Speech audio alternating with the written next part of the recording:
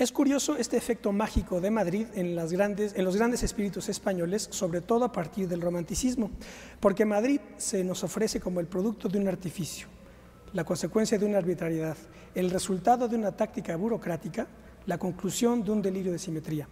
Otras capitales nacen, son el fruto de una costumbre, de un río, de una victoria. Madrid marca la fórmula de un invento, y de un invento que por geométrico parece enseguida contrario a la naturaleza de lo español. Salamanca, Zaragoza, Compostela, Burgos, Sevilla son ciudades biológicamente comprensibles. Madrid, en cambio, es la exaltación de un concepto, obedece en todo a razón de Estado. Esto es algo que dice Jaime Torres Bodet en su espléndido tríptico, Tres inventores de realidad, Stendhal, Pérez Galdós y Dostoyevsky. Esto lo dice en la parte de Pérez Galdós. Pero no vamos a hablar sobre Torres Bodet, pero lo utilizo, lo dicho aquí, razón geométrica, Madrid y razón de Estado, porque de lo que vamos a hablar es pues de la Plaza de Armas, que es el título de este programa. Nada más para introducir, les cuento, por ejemplo, que el libro clásico de David Bredin, Orbe Indiano, tiene en la portada la Plaza de Armas. Esto es de lo que vamos a hablar el día de hoy. Quédese con nosotros, esto es Plaza de Armas.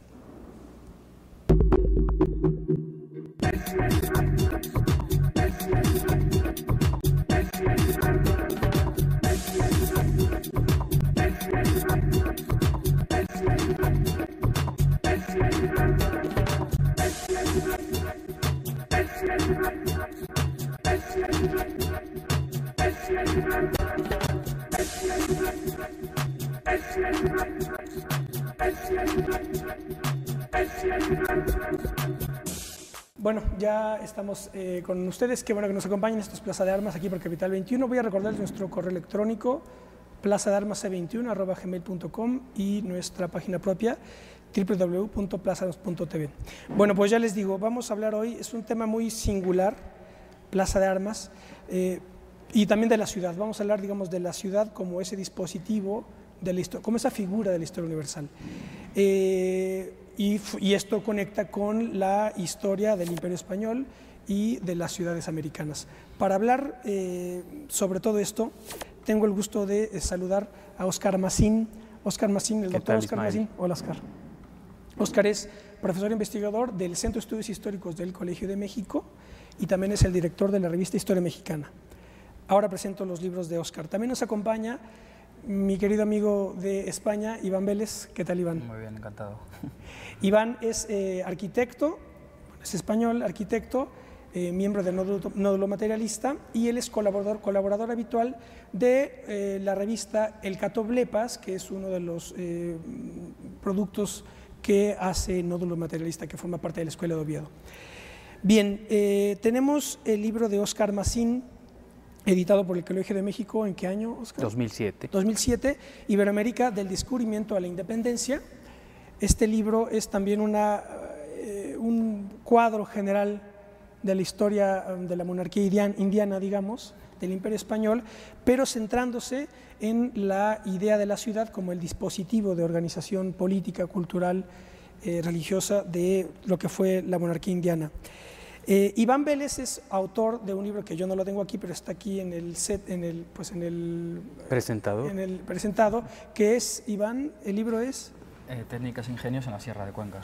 ¿Y ahí qué es lo que haces con ese libro? Bueno, pues es analizar un material, unas industrias tradicionales, prerevolucionarias, desde el prisma del materialismo filosófico, empleando, pues digamos, es pasar a través del prisma del espacio antropológico, de la teoría del espacio antropológico, todas esas reliquias industriales que hay todavía en la zona, ¿no?, que persisten. Es una teoría de bueno que yo creo que demuestra, en este caso, bueno, con la torpeza o habilidad que yo haya sido capaz de darle, pues la potencia que tiene, ¿no?, dicho sistema, ¿no? Y bueno, pues trato de analizar esas instituciones y las ceremonias asociadas a las mismas.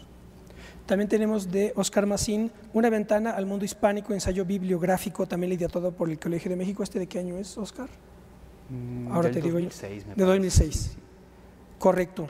Bueno, pues vamos a hablar, ya les digo, de las ciudades. Tenemos trabajos de otros autores. Latinoamérica, las ciudades y las ideas, de José Luis Romero. Ese es el libro clásico de José Luis Romero.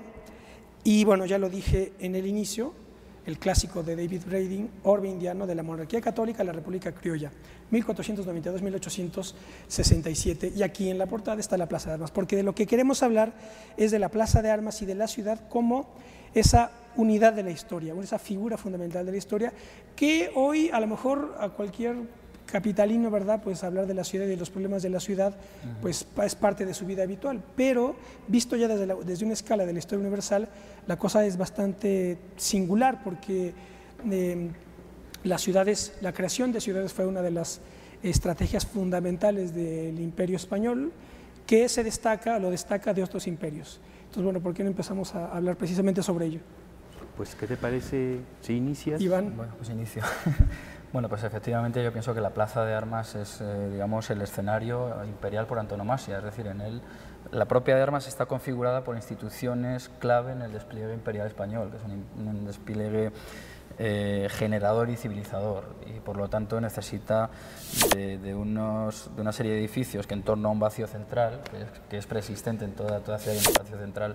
Incluso en el México azteca existía, en el Tenochtitlán mexicano, y era una especie de gran mercado, pero también era un centro ceremonial importantísimo. Lo que hacen los españoles cuando llegan es pues, superponer sus instituciones a las indígenas, ¿verdad? Y bueno, pues entonces podremos hablar luego más tarde de ello, pues los templos en los que Moctezuma oficiaba todas sus ofrendas a los dioses son sustituidas por una catedral católica, que es pues un edificio en el cual ya pues están integrados todos los componentes de una religión terciaria y sustituyen a la secundaria, a la religión zoomorfa que todavía estaba en marcha en este imperio, que también era un imperio azteca. Y de hecho el propio Cortés habla y los cronistas hablan de ese templo que ellos destruyen para construir el siguiente como mezquita, ¿eh? Por lo tanto ya hay una visión, la visión del español del siglo XVI que llega aquí, pues es que se encuentra con algo que está en lo que se podría denominar barbarie, con todas las reservas, por supuesto, claro. Pero su coordenada más inmediata es la herejía que supone el Islam, ¿no? Y por lo tanto pueden hablar de mezquita, que refiriéndose a todo ello. Y lo interesante es que esos templos están repletos de dioses animales mezclados con humanos. Bueno, pues con esto yo creo que se puede comenzar a hablar, ¿no? Y bueno, desde muchos puntos de vista historiográficos, hablar de esto es bastante polémico, ¿no? Porque sí, desde un punto de vista americano-mexicano, la historiografía nacionalista, por ejemplo, pues nos muestra cómo todo eso fue fruto de la barbarie, de la imposición, claro, ¿no? Pero desde un punto de vista histórico universal la cosa cambia de manera radical, porque como tú comentas... Sí, es decir, si cambia uno un poco de enfoque, justamente cuando me hacías favor de presentar mi libro sobre Iberoamérica, uno de los desafíos principales fue tratar, gracias a una amiga medievalista, me dijo, Adeline Rucois, me decía, ¿por qué no tratas de dar una mirada de conjunto sobre las Indias occidentales, así se llamaba Iberoamérica en esa época, o las Indias aztecas, tratando de olvidar un poquito el enfoque que es el nuestro actual de los estados-nación, es decir, de los países que surgen de la independencia. Y entonces, una de las claves, efectivamente, para comprender este conjunto de los virreinatos americanos entre los siglos XVI y principios del XIX, me parece que es justamente el de las ciudades. Ahora, a mí me gustaría proponer que vayamos hablando pues, desde luego de varios de estos temas. Yo he pensado en unos 5 temas principales, todos que giran en torno a la ciudad. La ciudad es una herencia, esta ciudad que conocemos nosotros en las Indias de España y después en Hispanoamérica, pues es una herencia mediterránea, una herencia del mundo romano.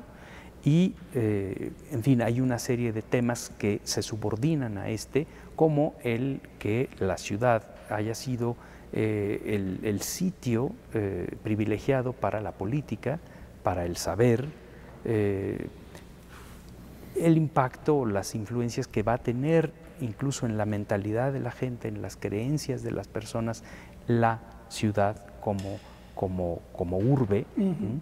En fin, una serie de cuestiones que también se pueden pensar en torno a el hecho de que sí hubo ciudades en los imperios mexica e incaico, desde luego que las hubo y las conocemos. La diferencia principal respecto de las Indias españolas estriba en el hecho fundamental de que las ciudades constituyeron un cuerpo articulado, es decir, una red. Yo creo que es la diferencia principal. En fin, esto es lo que yo propongo. Claro, y que es lo que, como, bueno, Iván tiene un texto que pronto aparecerá en el Catoblepas. Plaza, ya te comprometía que lo termines. Hay que terminarlo, pero está casi. ¿Qué dices tú al final? Esa red es la que nos permite que estemos aquí hablando en español, ¿verdad? Sobre la Plaza de Armas, como una figura histórica. Sí, bueno, además hay bueno, me parece muy interesante la tesis de Mazín. Yo no he leído toda su obra, pero a grandes rasgos creo que entiendo la tesis que plantea y me parece muy interesante. Es una red de ciudades con un referente romano, que a la vez es un referente imperial, sin duda, ¿no?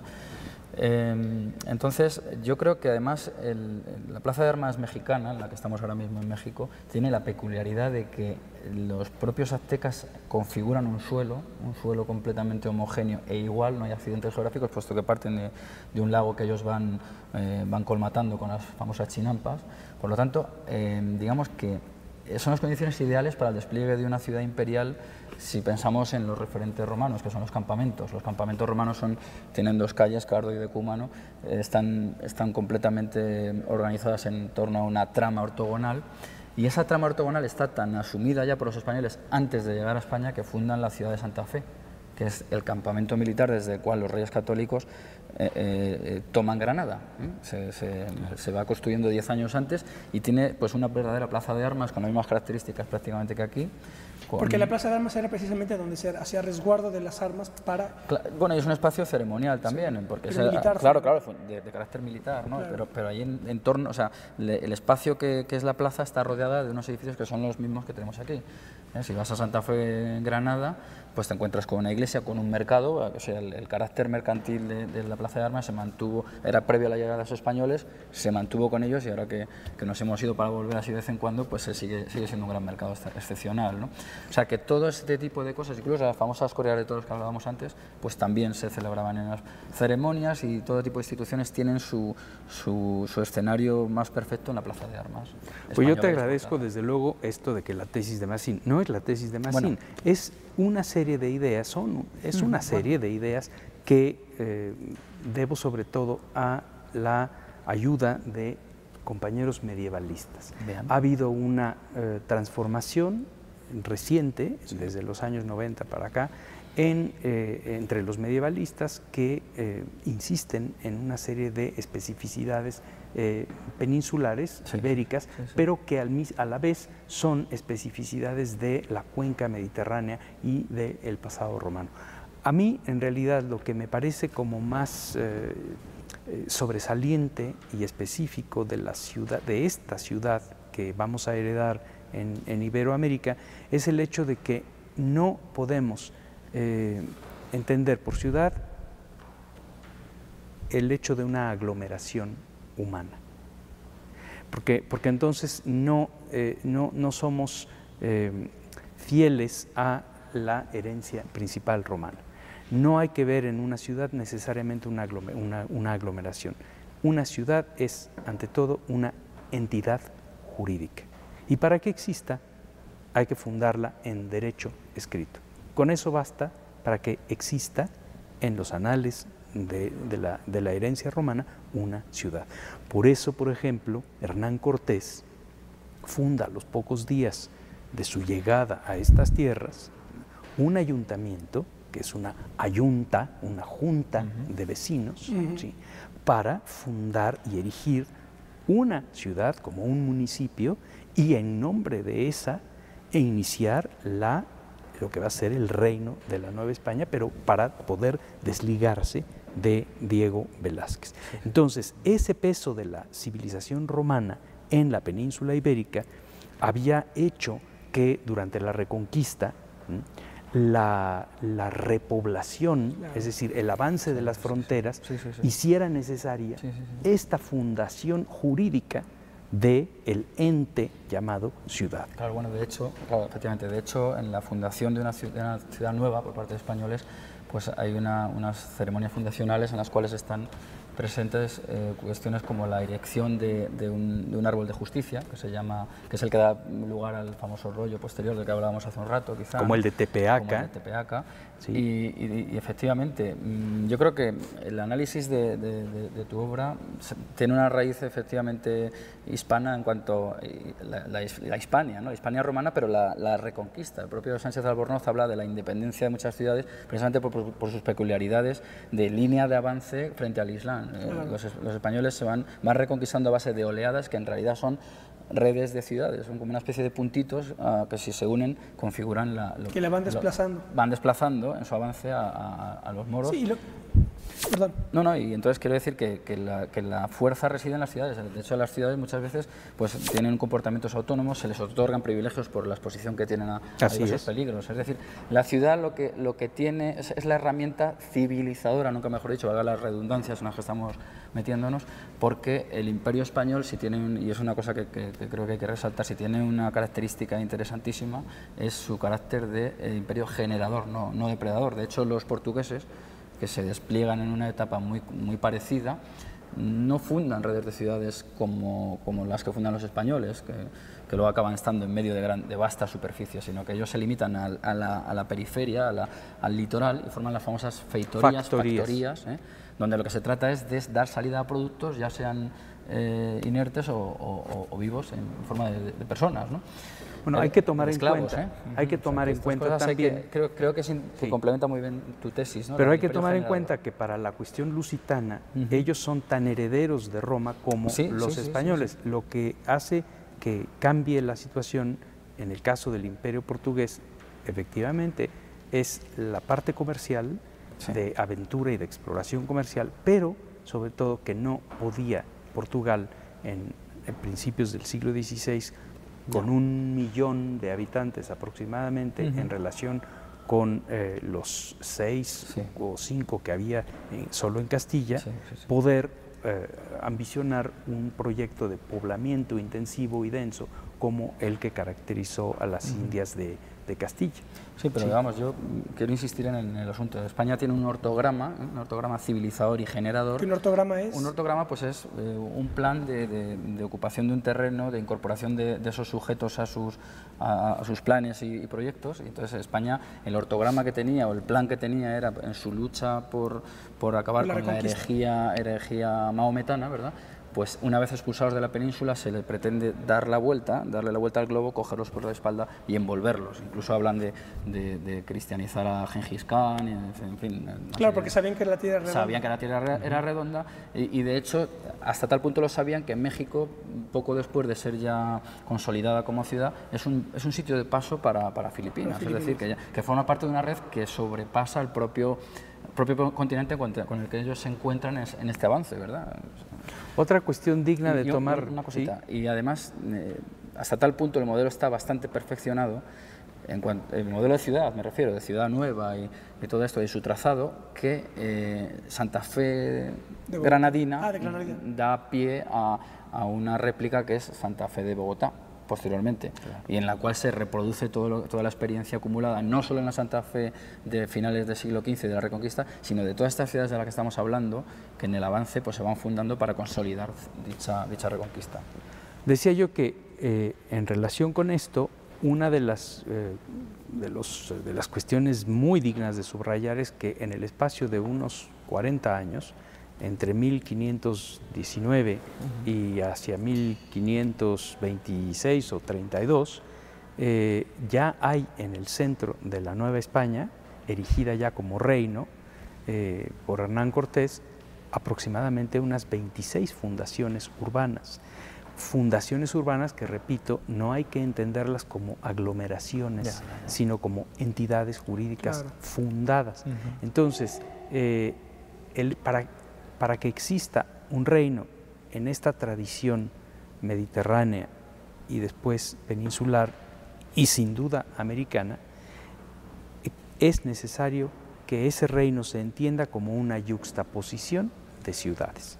sin esta yuxtaposición de ciudades no se da el reino, ni su fundación. Porque hay que recordar que para respetuosos con esta tradición jurídica de la ciudad como una entidad de derecho escrito que para poder ser representada requiere de esa fundamentación jurídica, pues necesitamos forzosamente entender que las relaciones entre todas estas ciudades de los distintos reinos las llevan, como en el caso de España, a tener que reunirse entre ellas muchas veces. Vamos a dejarlo aquí, vamos a hacer un primer corte. Déjame hacer un corte, Óscar, vamos a hacer un corte, estamos de vuelta con ustedes en un minuto.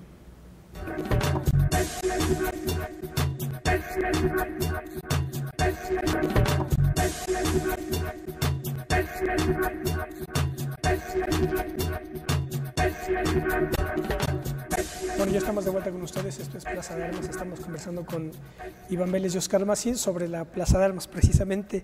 Tengo más libros, la primera traza de la Ciudad de México, 1524-1535, de Lucía Mier y Terán Rocha, trabajo también interesante.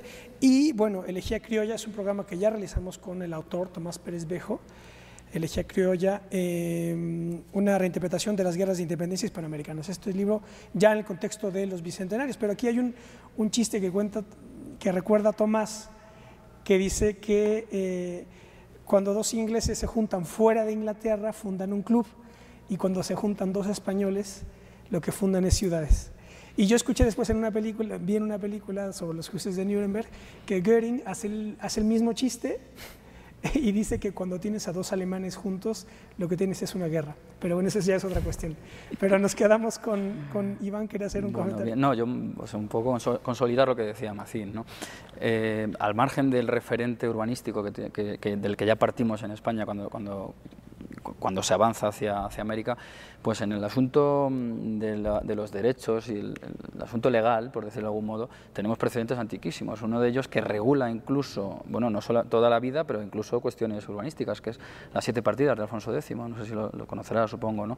Es decir, que todo estaba ya prácticamente ensayado y que aquí pues lo que se encuentran efectivamente son con el reto de que hay otro imperio ya muy consolidado, y que es al que hay que someter, pero para incorporar, independientemente de los problemas que eso conlleva, ¿no? Porque evidentemente los lleva consigo, ¿no? Pero desde luego referentes de este tipo ya lo sabía, y efectivamente las ciudades tenían cartas pueblas, tenían fueros propios, es decir, que el soporte en el cual ellas descansaban pues era ya bastante sólido, ¿verdad? Es decir, que no se puede renunciar de ninguna manera y tenerle falta de respeto a esta gran herencia jurídica del mundo, claro, del mundo romano. ¿Por qué? Porque como la antigua polis griega, la ciudad es el lugar de la civilización, claro, y del saber. Y eso se traslada a Roma. Y de un saber esencial o primordialmente jurídico. ¿Por qué? Porque justamente lo que hace Alfonso X el Sabio hace 1000 cosas, pero en el terreno de las ciudades es reemplazar los antiguos fueros municipales por el fuero real.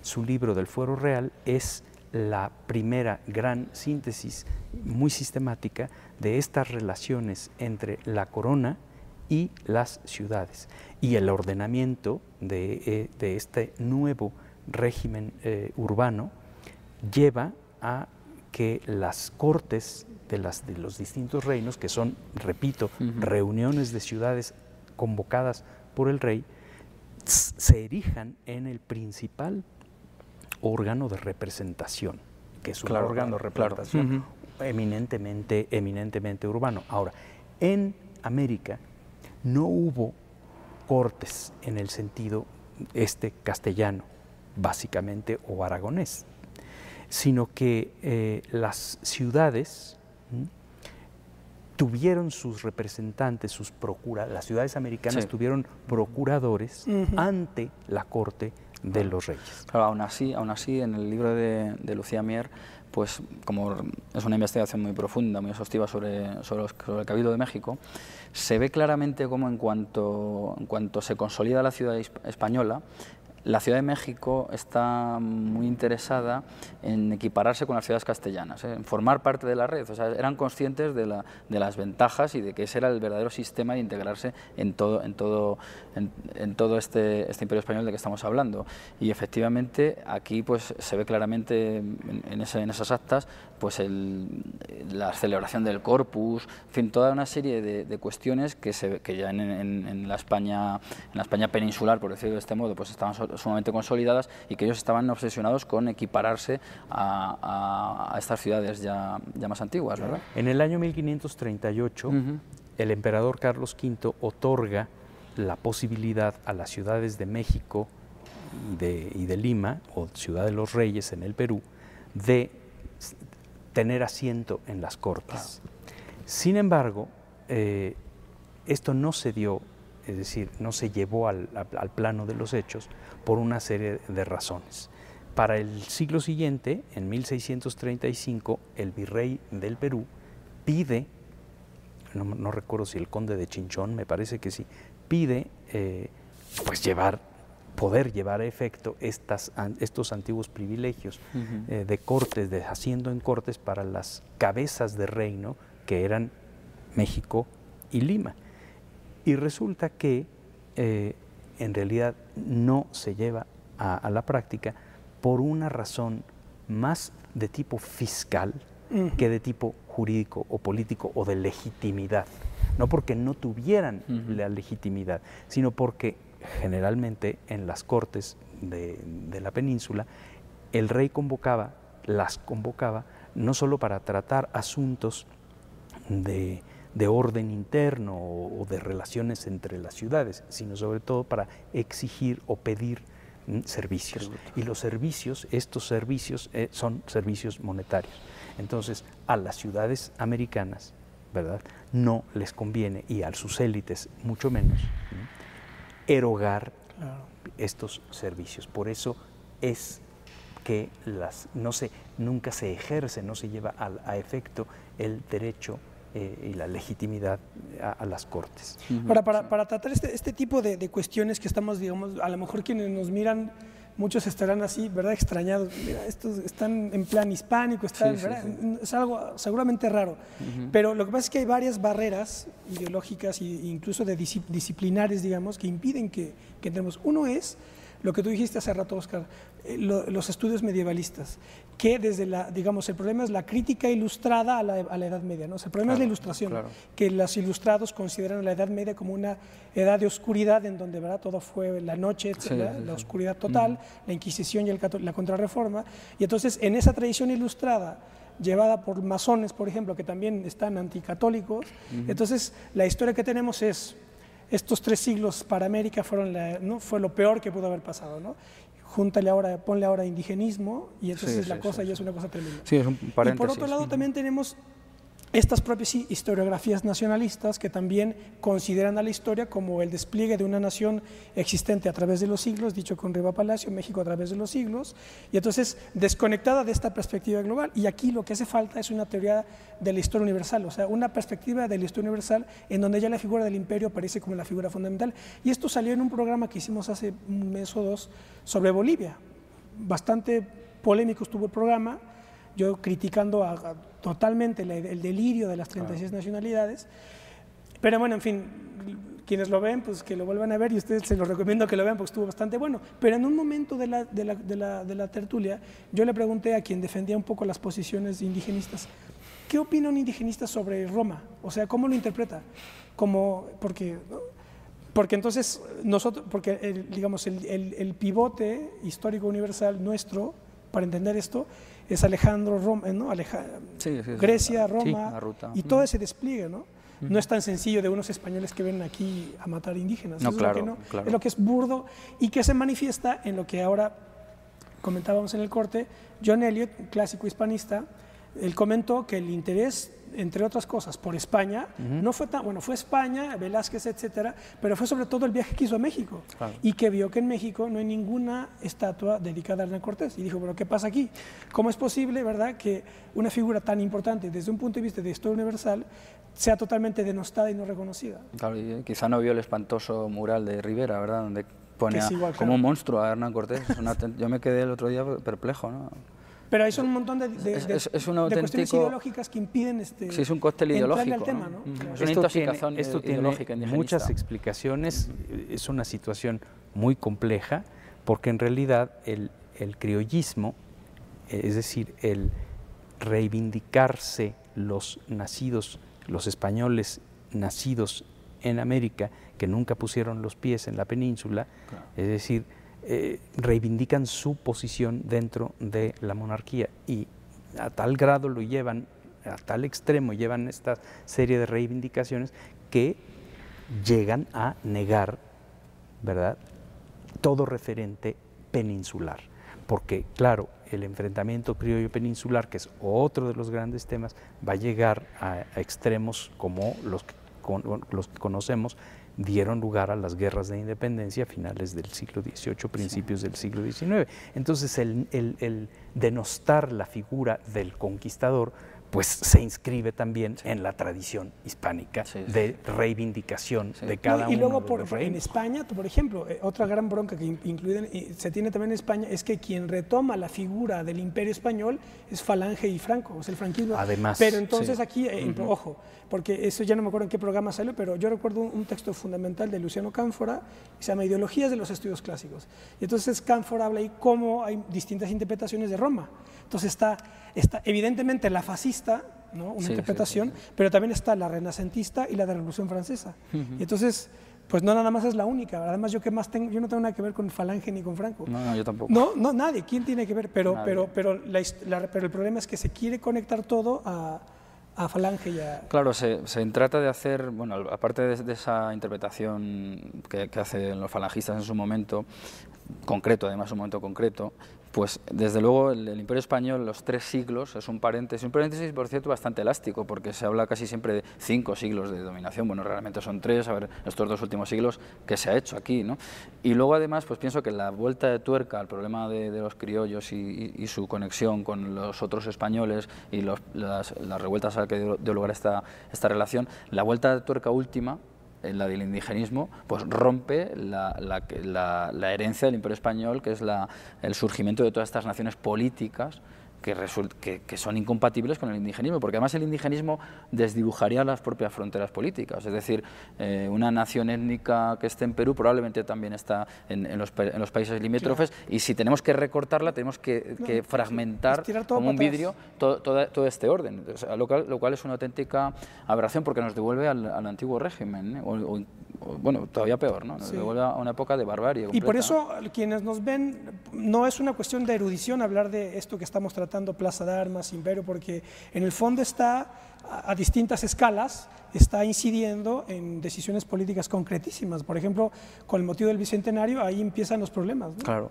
Los bicentenarios, el centenario se hace en torno a grandes figuras libertadoras de naciones, y el bicentenario ha tenido este giro hacia el indigenismo, son los pueblos, concepto oscurísimo donde los haya, y entonces, claro, pues probablemente asistiremos también a un cierto olvido de esas figuras que hace 100 años se reivindicaron. Las libertadoras, claro, incluso esas. Entiendo, o sea, les pasará quizá lo que a Cortés, es decir, es verdad, no sabemos si les pasará igual, pero puede que les pase, se quedarán mucho más difusas esas figuras, más desdibujadas, ¿no? Yo quisiera retomar el asunto de la ciudad para tratar de, pues no sé si obviar, pero matizar esta cuestión de los prejuicios y de las ideologías.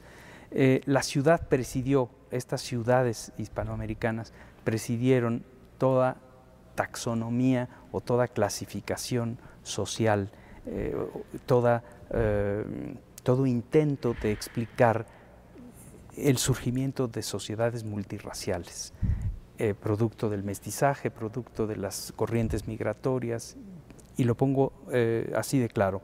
Generalmente las ciudades hispanoamericanas en el siglo XVI obedecen a una traza llamada de españoles y alrededor parcialidades de indios.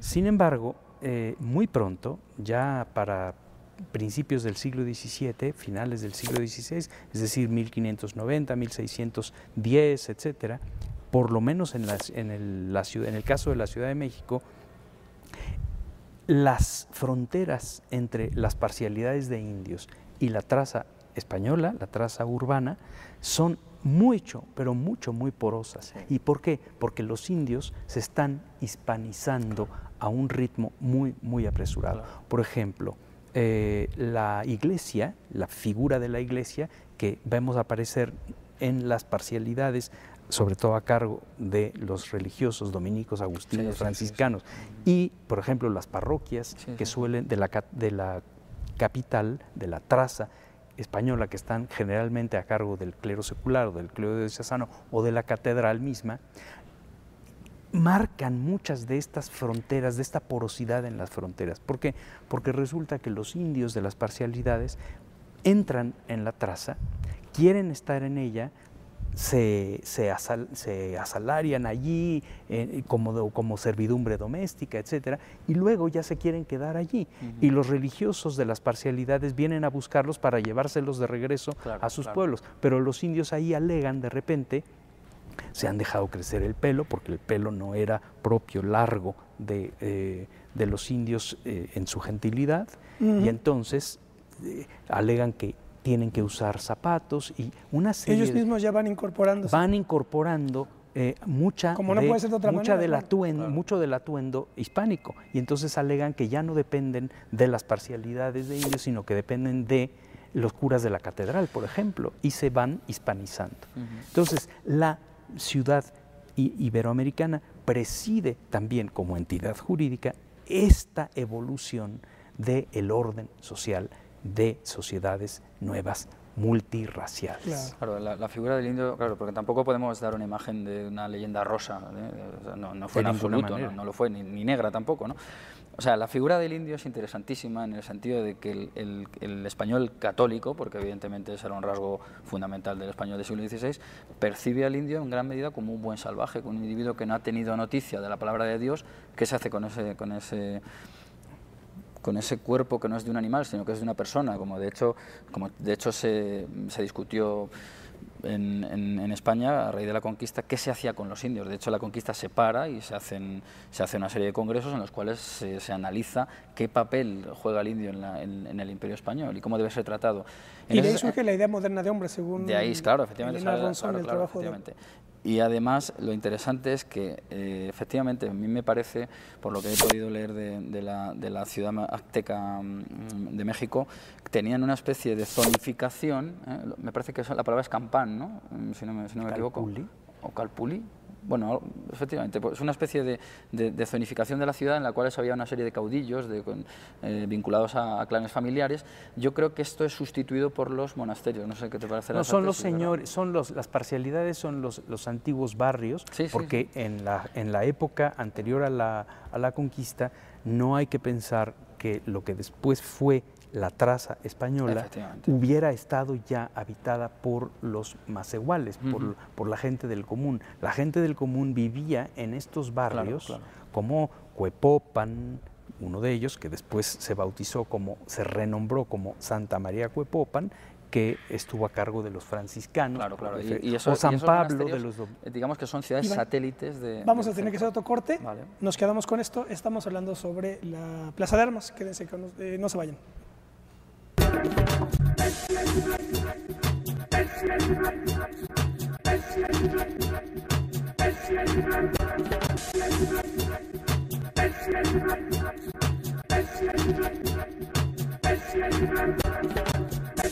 Bueno, ya estamos de vuelta, este es el último bloque de Plaza de Armas. Estamos conversando con Iván Vélez y Óscar Mazin sobre ello. A mí me llama la atención cómo nos estarán viendo el auditorio, cómo interpretan temas como este, porque estamos rompiendo, digamos, barreras ideológicas que después también repercuten en los propios estudios. Por ejemplo, hay una contradicción fundamental, a mi juicio, entre la antropología y la historia, por ejemplo, ¿verdad? Siempre estarán peleados un antropólogo, un etnólogo, peleado a muerte con un historiador de las religiones o un historiador medievalista, pues la pugna será permanente. Y estos choques tienen repercusiones ideológicas que inciden en decisiones políticas concretísimas, como puede ser un proceso constituyente en Ecuador, en Venezuela o cualquier otra cosa, ¿no? Un poco lo que tiene que ver también con las mentalidades, que es lo que comentábamos en el último corte, Óscar. Efectivamente. 3 siglos de conformación estas continuidades peninsulares e hispanoamericanas, que desde la Edad Media, aquí hay realidades insospechadas de origen medieval. Por ejemplo, desde el siglo XI, a lo largo de la Reconquista, los reyes otorgaban cartas Puebla a determinadas aglomeraciones, por ejemplo, y les concedían privilegios y derechos, franquicias, vamos. En zonas fronterizas, además. En las zonas fronterizas. En estas cartas Pueblas se ven aparecer vocablos de mentalidad, como el de rustici o rustici. Los rústicos son los que no están en la ciudad y que están considerados como, desde la época del Bajo Imperio Romano, como bárbaros. Y en realidad, del otro lado, los que están dentro de los habitantes de la ciudad misma son los vicini o vicini, que son los vecinos. Y los vecinos, ellos son los objetos, los sujetos de derechos de estos privilegios que otorga la corona, a cambio de una serie de servicios, de méritos, etcétera. Entonces, esto introduce en la mentalidad una división entre los que están en la ciudad y los rústicos, los rurales, vamos. Sí, sin duda. Y lo que pasa es que en este caso la cosa es todavía más complicada porque estamos hablando ya de un imperio que se superpone a otro. Y en ese imperio también había urbanos y rústicos, es decir, Moctezuma era urbano, evidentemente. Y México era, como sigue siendo, un polo de atracción de los rústicos que vienen al mercado, a los tianguis mexicanos. Entonces, en ese sentido, la cosa se complica porque, aunque las figuras son parecidas, lo que rompe esta semejanza también es las religiones. Es decir, el nivel religioso pues distorsiona todo, porque aun cuando Moctezuma es un hombre plenamente urbano, como decía hace un momento, pues es percibido también como un bárbaro en el sentido que no es católico, que efectivamente. No entonces, rápidamente Hernán Cortés incluso le reprende y le dice: no debes seguir practicando la antropofagia ritual, no con estas palabras, sino con otras, pues dentro de las categorías de un católico de la época. No debes hacer semejantes herejías, es lo que le está diciendo. Con lo cual la cosa se distorsiona muchísimo más. Y la entrada en el escenario de las órdenes religiosas todavía complica más la cuestión, porque ahí entran en conflicto el poder civil y el religioso, aun cuando estamos hablando de la monarquía católica, o sea, no olvidemos. Una de esas palabras que sí se ven aparecer en el siglo XVI por parte no solamente de los evangelizadores, de los frailes, en fin, de los curas, sino también de los seglares, los gobernadores, los corregidores, etcétera, es que hay que introducir, dice, a estos naturales en la cristiana policía. Efectivamente. El término de policía no tiene nada que ver con lo que hoy entendemos como policía, sino que viene de la poleis griega, que es equiparar el cristianismo con su origen urbano. Claro. Porque el cristianismo se diseminó en la cuenca mediterránea, en la red de ciudades de Roma. En la red urbana del Imperio Romano. Y hasta tal punto ellos aprecian esa policía ya efectiva en lo que ellos encuentran, porque además es cierto, la palabra policía... Cristiana policía. Viene de polis, efectivamente. Ellos que eran personas políticas, es decir, que vivían, eran ciudadanos. Por ejemplo, civitas polis, ahí está la diferencia y tal. La urbs es lo material. Efectivamente. Y la civitas o civitas añade otra serie de componentes. Esta serie de componentes cualitativos. Y los españoles entonces valoran a esta policía, la tienen muy valorada, de hecho perciben a Tenochtitlán como la nueva Venecia, porque sus categorías son europeas, lógicamente, y sus referentes son europeos. E incluso en los modos de representación, si os fijáis, pintan edificios pues de estilo medieval europeo, no pintan los edificios que se encuentran, porque es la perspectiva desde la cual ellos... Son representaciones Son representaciones, efectivamente.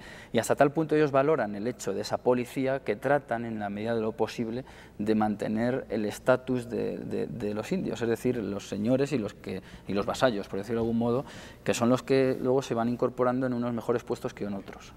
Ahora, eso es interesante. Esta cuestión de la densidad de población indígena va a ser importantísima, así como la herencia mediterránea y romana es determinante, lo va a ser también la densidad de las poblaciones autóctonas y de su nivel cultural, por ejemplo, y por lo tanto apreciamos distintos ciclos en la historia de las ciudades iberoamericanas. Está el ciclo de las Antillas, con las primeras fundaciones, luego el ciclo del continente, en donde aparecen estas otras ciudades como entidades jurídicas para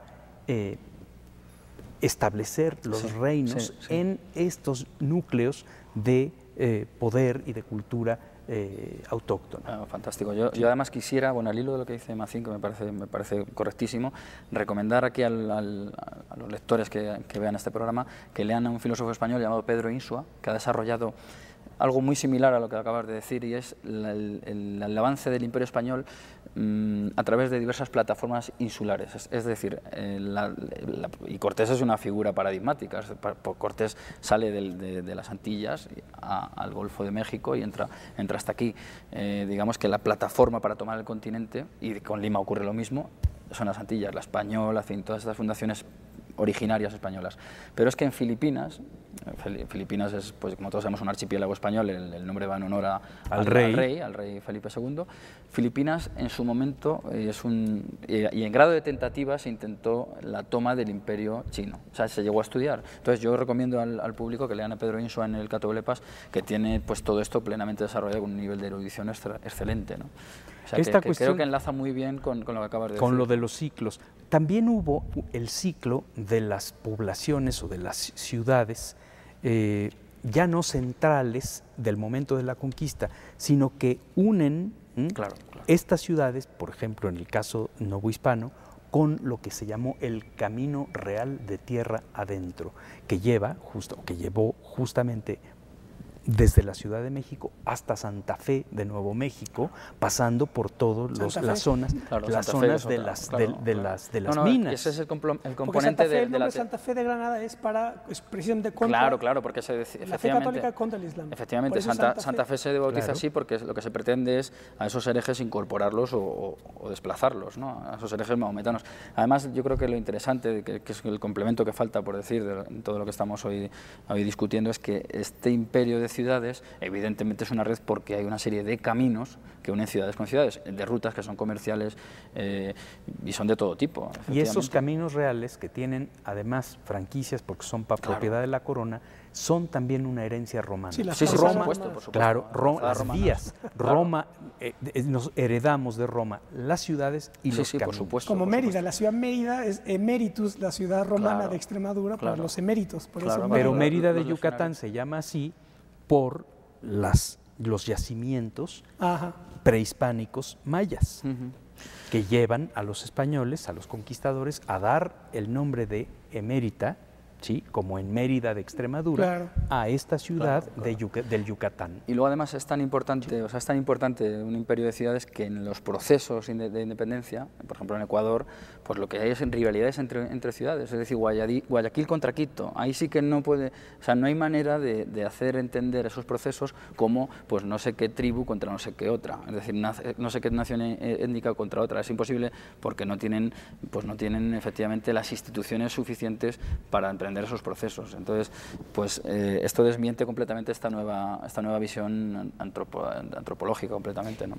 Tomás Pérez Bejo en Elegía Criolla cuenta de dos casos vis-a-vis. Robert Clive, que es un viajero inglés del siglo XVIII que va a la India,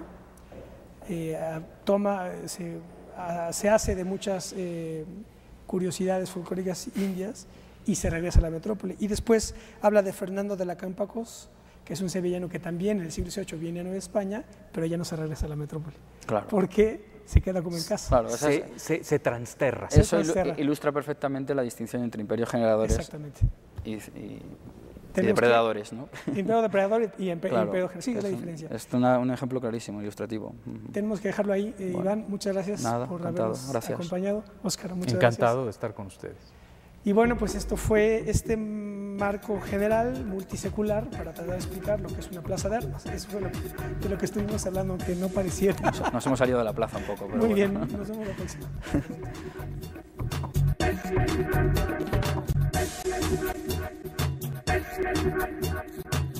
Thank you.